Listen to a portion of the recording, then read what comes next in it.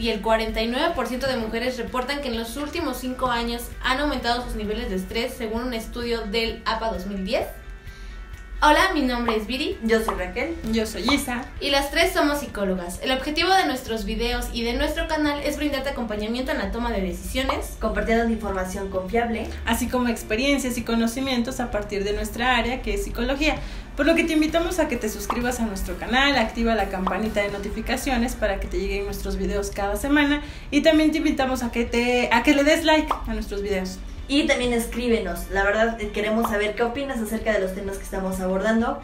Y más ese tema de estrés que, híjole, es un tema internacional, yo creo, y muy importante y muy necesario saber, informarse acerca de este tema. Y también queremos saber tus dudas y tus sugerencias. Nos puedes escribir acá abajo o en nuestras redes sociales, que también aparecerán por acá o también abajo.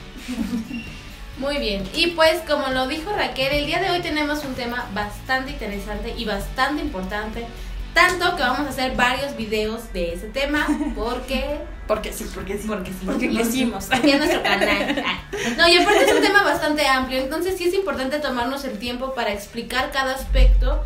Y aún así sabemos que a lo mejor habrá cosas que no logremos aclarar, por eso es importante que si surge alguna duda o pregunta nos puedan escribir para que nosotros estemos como al pendiente y podamos resolverlo. Y bueno, pues vamos a comenzar. Para esto me gustaría mencionar que tenemos obviamente varios apuntes, ya leímos. Les vamos a compartir las fuentes de donde obtuvimos nuestra información para que ustedes también la puedan checar. Es un resumen bastante resumido. Entonces les vamos a explicar a grandes rasgos y vamos a estar aquí como tomando nuestros apuntes y leyendo para dar las cifras exactas, ya que es muy importante que tengamos en cuenta los números, porque al final de cuentas es lo que nos hace saber qué tan grave estamos a nivel mundial incluso, ¿no? Bueno, pues para empezar, les quiero compartir que se menciona que un 3.6% de la población mundial ha sufrido un trastorno de estrés postraumático en los últimos años.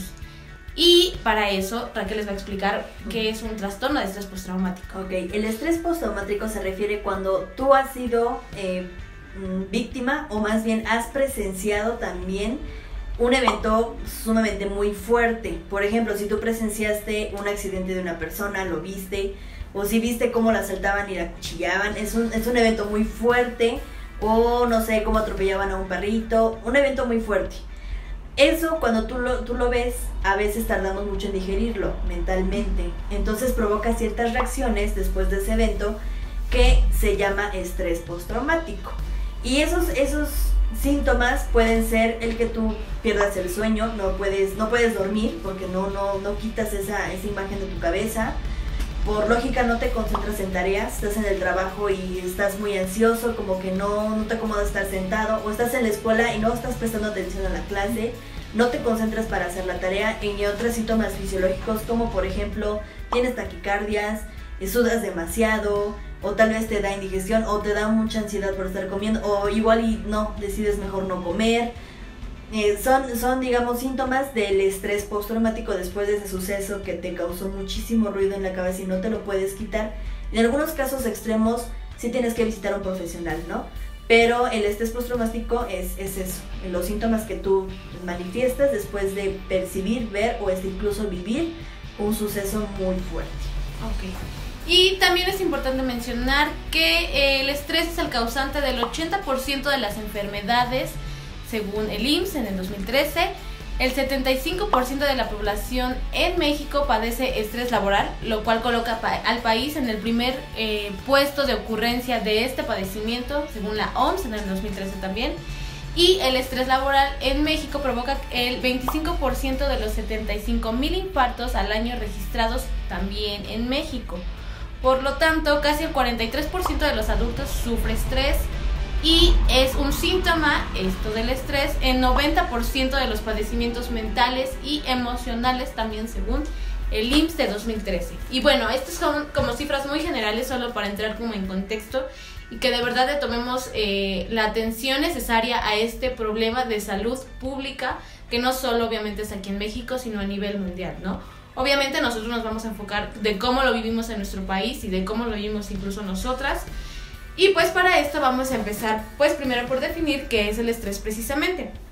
Y el estrés tiene como definición general y bastante comprensible que es un estado de inquietud y malestar, en suma de un conjunto de respuestas fisiológicas, emocionales, conductuales y cognitivas.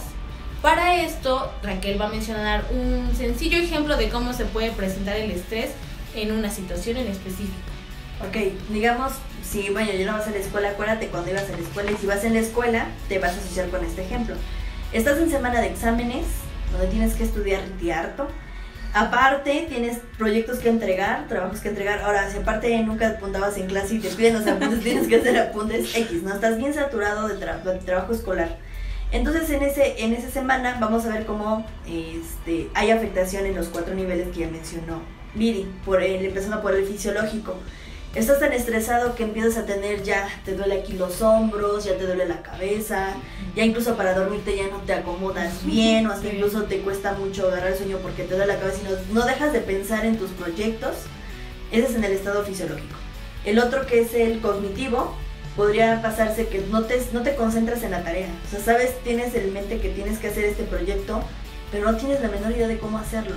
O se te olvida hacer otro proyecto, se te olvida estudiar, o no te concentras, estás en la escuela ya no aguantas ir a la escuela porque no sabes qué hacer con tanto. El emocional se refiere cuando tu estado de ánimo cambia, estás irritado, cualquier ruido ya te molesta, o cualquier roce de alguno de tus hermanos o de tus papás porque no teniste la cama, ya te irritaste, te molesta. Ese es en el estado emocional. Y en el otro conductual puede ser la manifestación de cómo te relacionas con los otros. Pues en la mayoría de casos, muchos evitan situaciones bochornosas cuando estás en demasiado estrés. Por ejemplo, ya no quieres salir porque tienes muchísima tarea, o tal vez se te olvida comer, dices, no, mejor me apuro, ahorita como, ¿no? O hasta incluso, no, mejor no me baño, mejor me duermo. Puede pasar, ¿no? Evita situaciones bochornosas con tal de ya no sentir más estrés del que ya tienes. Entonces, en un ejemplo, podemos ver que los 4 factores, pues engloba todo nuestro sistema, nuestro organismo, todo. Exacto. Y bueno, es importante entender que estas respuestas, las fisiológicas, cognitivas, emocionales y conductuales, nos preparan para mantenernos alerta, para adaptarnos, para sobrevivir y para enfrentar situaciones de tensión o peligro. ¿Qué quiere decir? No es que esté mal y que ahora podamos suprimir todas estas respuestas que vamos a vivir, sino que esto de alguna manera nos ayuda pues para sobrevivir y para estar alerta de nuestra propia existencia y de las cosas que tenemos que realizar. Es importante mencionar que una de las principales características del estrés es que se puede regular. ¿Qué quiere decir esto? Que nosotros tenemos el control sobre esa parte del estrés. No es que sea bueno, no es que sea malo, solo existe y básicamente existe para nuestra sobrevivencia, ¿no? Entonces, en base a esto nosotros podemos regular esa parte del estrés y decir qué tanto yo me puedo estresar o qué tanto lo puedo yo regular. Y el problema aquí surgiría cuando es demasiado estrés o cuando llega a ser poco estrés. Para esto, Isa también nos va a hablar un poquito más sobre estos aspectos, dando otros ejemplos de cada una de las afectaciones del estrés en los diferentes ámbitos. Ok. Bueno, antes de darle los ejemplos, es importante tener en cuenta que para nosotros llamarle ya un trastorno por estrés, es importante ir con un profesional. ¿Qué profesional es el que va a diagnosticar esto? Pues un psicólogo, también pueden ir a un psiquiatra. Hay ciertas características, ya las decía Raquel, hay algunas en donde se van a estar también valorando si existe despersonalización, desrealización, ansiedad, etcétera, otros elementos. Entonces, cuando existe este tipo de situación, bueno, hay un manual que se usa para psicólogos, que es el DSM-5, ya va a salir el 6, pero bueno, dentro del DSM-5 cabe aclarar que hay ciertas circunstancias, ¿no?, que nos dicen cómo determino que estoy llegando al extremo, cómo determino que ya mi conducta a nivel emocional no es la adecuada, no que sea buena o mala, pero que ya no está entrando en un rango en el que me haga sentir bien. Y así con cada uno de los elementos, ¿no? Muchas veces se deja de lado este tipo de situación y lo que hacemos es como, bueno, ya se me va a pasar, no hago caso y me enfoco en otras cosas. Entonces lo que hacemos en realidad es, cuando ya existe un padecimiento, que aquí va a entrar la parte física, ¿no? A lo mejor estoy tan saturado de cosas en el trabajo, pero de repente empieza este malestar, como que ya me cae mal la comida, algo ya no anda bien, voy al médico, ¿no? Y el médico va a decir, bueno, ¿qué es lo que comió? ¿Qué es lo que hizo anteriormente? ¿Cómo es su rutina de comida? Y entonces va a determinar que muchas veces no es la comida en sí mismo, ¿no? Es el hecho de que hay una sobrecarga de actividades que nos está haciendo que tengamos una respuesta. Y esto es en cuanto a la respuesta fisiológica, ¿no? En donde también podemos ver que en un nivel físico podemos encontrar que ya no existe un buen rendimiento. Entonces pareciera que siempre andamos muy cansados, ¿no? Pues como que los ojos hasta están más pequeñitos, pues ya no los logramos abrir más porque necesitamos dormir, porque a lo mejor no hemos dormido bien, ¿no? También puede ser que te genera una gripe, ¿no? Algo que está muy constante, que dices, ya me enfermé hace un mes y ahorita otra vez, y pasa ese mes y no se te quita, y ya pasaron 3 semanas y no se te quita, ¿no? Entonces estamos hablando de que existe algo muy constante. A nivel de pensamiento, algo por ejemplo que a mí me pasa, porque yo suelo estresarme, es que tengo lagunas mentales. Entonces pues ya no me acuerdo dónde dejé las llaves, y las llaves no aparecen, y ya cómo entro a mi casa, ¿no? En una semana he tenido que sacar 3 veces copia de llaves porque pues, nomás no aparecieron. Cuando pasa todo este suceso digo, ah caray, pues si las tenía ahí, ¿cómo es posible que no las vi, ¿no? Entonces somos menos perceptivos. Vas tan metido en tus pensamientos que no te das cuenta, ¿no? Si vas caminando por la calle que ya cambió el semáforo. Entonces pueden ocurrir más accidentes. Ya decía Viri, no es un problema de salud pública que no se le ha hecho a lo mejor tanto caso, pero que es uno de los factores que causa muchísimas muertes a nivel mundial. Entonces es importante tenerlo muy en cuenta y presente para que no lleguemos a este extremo, porque aquí la importancia es darle un equilibrio. Ya decíamos, es importante tener cierto grado de estrés, pero no llegar al extremo de querer ya no hacer nada e incluso caer en depresión también. Ok, también otro aspecto que hay que tener en cuenta es a nivel emocional, ¿no? Son cambios bruscos, pero hay que considerar que nos vamos al extremo.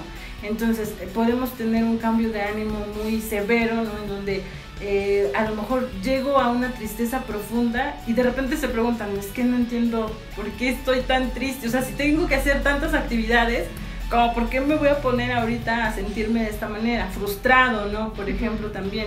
Y llega a esta parte la recriminación, es que no soy bueno para realizar tal actividad, es que yo sabía que no debía hacerlo, es que para qué me comprometí, ¿no? Entonces, estas situaciones nos causan también, pues, un gran conflicto, ¿no? Ansiedad también es una de estas situaciones que va ligado también a la parte física, en donde te empiezas a comer las uñas, y ligado a la parte de conducta, ¿no? Te causas un daño porque pues, hasta cierto punto estás haciendo mutilación y además, bueno, no estás generando algo productivo. También puede que llegue a pasar que ya no solamente es el miedo de realizar algo, sino que caes en esta parte de fobia que ya estaría por ahí diciéndonos, ¿no? Sobre el estrés postraumático, Raquel. Y también la parte de irritabilidad, ¿no? Llegando a esta situación hostil y que nuestras relaciones interpersonales empiecen a traer conflicto, incluso llegando a tener violencia en este sentido. Entonces parte de la conducta ya sería eso, ¿no? La violencia en cuanto a la irritabilidad, perdón. Puede que también a nivel corporal nosotros representemos una forma, ¿no? Ya me siento todo tenso, entonces estoy así como hecho bolita, pero se siente como la rigidez en nuestro cuerpo. En la parte de la mandíbula también va a estar así como toda tensa, e incluso al grado de rechinar los dientes, ¿no? Porque ya no puedes con esa presión y necesitas sacarlo. Y también puede ser esta parte que es muy importante mencionar, que se consumen sustancias que son nocivas para la salud, llámese tabaco, llámese alcohol, entre otras, ¿no? Entonces de repente, ¿no? Pasa mucho. Yo creo que todos conocemos a alguien que dice, de un amigo, para desestresarme me voy a echar un cigarrito porque ya no puedo más. Y recordemos que el tabaco en realidad lo que genera es ansiedad. Entonces no va a reducir absolutamente el estrés. O personas que dicen, bueno, ya tuve un día fatal, ya no puedo con la vida, pues vamos a echarnos una bebida alcohólica, ¿no? Cual sea, ¿no? Entonces, incluso estaríamos hablando ya de alcoholismo cuando se hace de manera diaria. Se llegaría a pensar, por ejemplo, que no soy alcohólico porque solo me tomo una. Pues sí, te tomas una todos los días, ¿no? Entonces, estamos hablando de que ya recae en otras enfermedades y por eso es que se vuelve una situación bastante grave, ¿no? A nivel igual conductual, lo que podemos encontrar es que puede ser que también el consumo de la comida se vuelva excesivo, pero no comida saludable. No siempre nos vamos con la comida rápida porque es lo que te genera cierto placer en el momento, pero es momentáneo, entonces las consecuencias son negativas. Y bueno, también puede reducirse el apetito. Entonces, si nos damos cuenta, estamos en los extremos. O como mucho o no como nada, o consumo mucho algo o lo dejo consumir. Entonces hay que prestar atención a esa parte, ¿no? Muy bien, pues bueno, con esta parte quedan, considero yo, muy bien ejemplificados, cada uno de los aspectos que afectan nuestro organismo y en nuestra vida, el estrés. Para ir concluyendo, es importante mencionar que estas afectaciones son para nuestra salud física como para nuestra salud mental.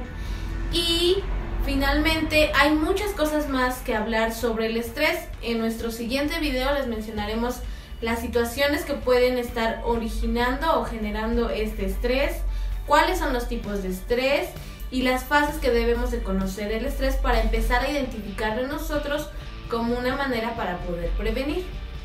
Y pues los invitamos a que nos vean en nuestra segunda parte hablando de este mismo tema. Les agradecemos por habernos visto y nos vemos en el próximo video. Chao. Bye.